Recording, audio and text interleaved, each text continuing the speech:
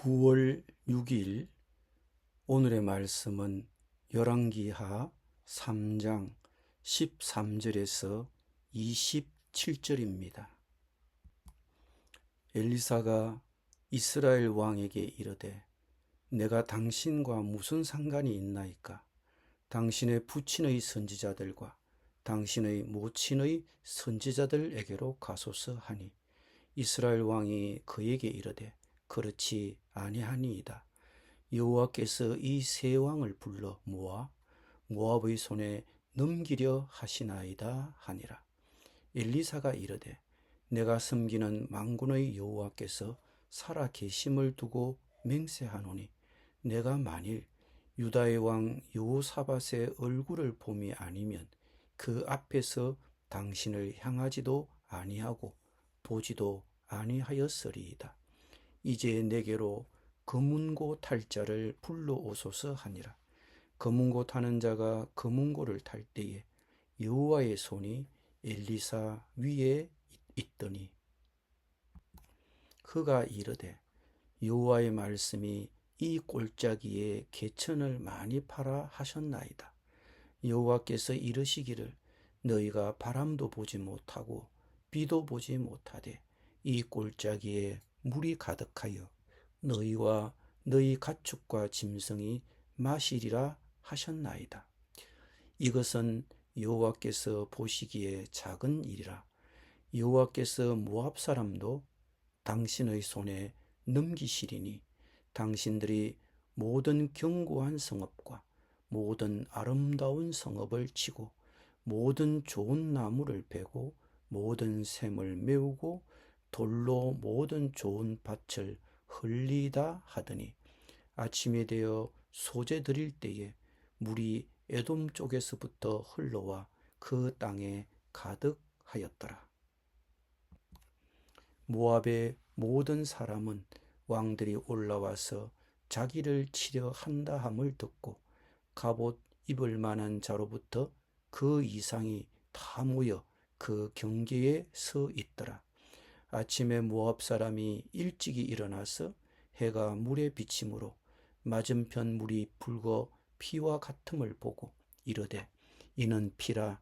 틀림없이 저 왕들이 싸워 서로 죽인 것이로다.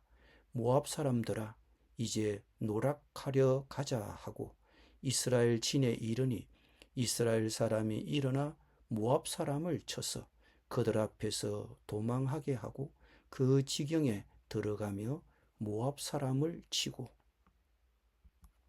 그 성읍들을 쳐서 헐고 각기 돌을 던져 모든 좋은 밭에 가득하게 하고 모든 샘을 메우고 모든 좋은 나무를 베고 길 하렛의 돌들은 남기고 물매꾼이 두루다니며 치니라. 모압 왕이 전세가 극렬하여 당하기 어려움을 보고 칼찬 군사 700명을 거느리고 돌파하여 지나서 에돔 왕에게로 가고자 하되 가지 못하고 이에 자기 왕위를 이어 왕이 될 마다들을 데려와 성 위에서 번제를 드린지라. 이스라엘에게 크게 경노함이 임하매 그들이 떠나 각기 고국으로 돌아갔더라. 아멘.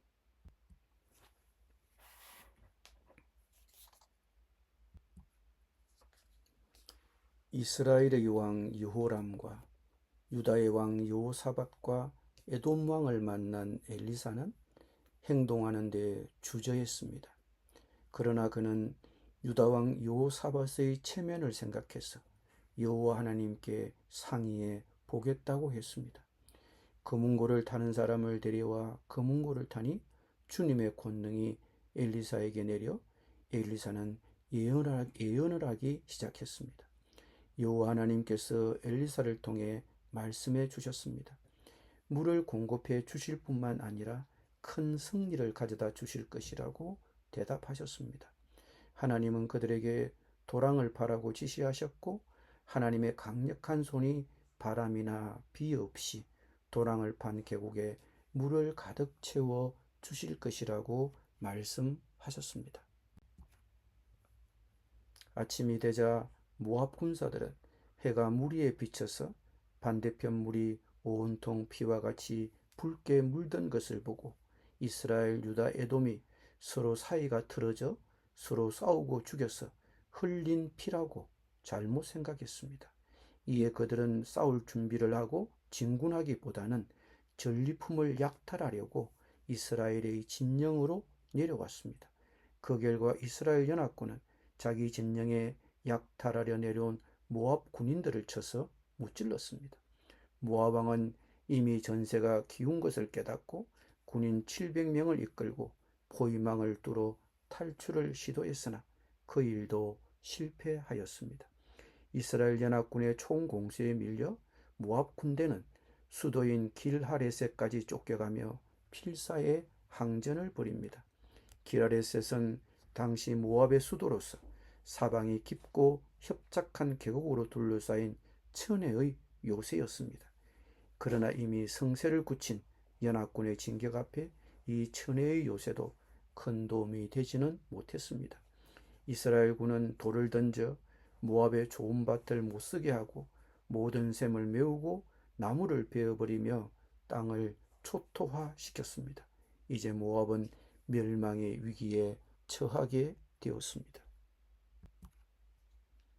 하지만 모압 토벌 전쟁의 끝부분에 전혀 뜻밖의 상황이 발생합니다. 연합군의 맹렬한 공격에 수도 기라레셋까지 몰려 포위당한 모압왕 메사는 사태가 절망적임을 깨달았습니다. 그러자 모압왕은 그 순간 실로 끔찍한 일을 시행합니다. 자기의 맏아들을 성문이 적과 아군 모두가 보는 앞에서 죽여 인신제사를 드립니다. 모압왕은 자신들의 패배를 자신들의 신이 진노한 결과로 생각하고 그 신의 진노를 달래기 위해 자기의 맏아들을 희생제물로 바친 것입니다. 실로 끔찍한 우상 숭배 행위가 아닐 수 없습니다. 그야말로 눈에 광기를 품고 마지막 발악을 한 것입니다. 그런데 여기서 주목할 것은 이 일 때문에 이스라엘에 크게 경노함이 임했다는 사실입니다. 여기서 경노라고 하면 통분, 분노를 뜻합니다. 이스라엘에게 통분, 분노가 임했다는 게 무슨 말입니까? 이스라엘 연합군은 독이 오른 적의 기세에 움찔했음이 분명합니다. 그리하여 모압에 대한 완전한 승리를 약속하신 하나님의 예언에도 불구하고 연합군은 더 이상 전쟁을 수행하지 않았습니다. 그래서 완전한 승리를 얻지 못했습니다. 그냥 이 정도에서 만족하고 전쟁을 중단했습니다. 완전히 승기를 잡은 상태에서 압도적으로 우세한 군세를 가지고도 적의 독기에 심리적으로 위축되어 버린 것입니다. 참으로 안타까운 일입니다. 전세가 불리해진 모압이 인신제사를 드린 것은 자신들의 신의 진노를 달래서 구원을 얻기 위함이었습니다. 물론 그 같은 행위로 존재하지도 않는 그들의 신이 구원할 리는 만무했습니다. 그러나 그 제사로 하나님의 군대가 충격을 받아 더 이상 전쟁을 수행하지 못함으로써 어쨌든 모압은 바라던 결과를 얻었습니다. 연합군은 하나님이 주신 분명한 승리를 끝까지 챙기지 못하고 스스로 공격을 중단함으로 완전한 승리를 놓쳤습니다.